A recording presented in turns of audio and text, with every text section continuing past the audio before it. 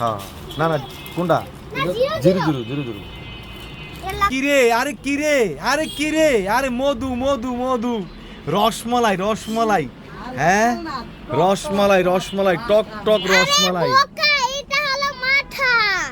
এইটা তো তুমি আমি তো কইরা মধু মধু রসমালাই রসমালাই বোকা এটা হলো মাঠা। মাটা হ্যাঁ। রসমালাই রসমালাই মধু মধু রসমালাই খাওয়া যায় রোজা মাসে।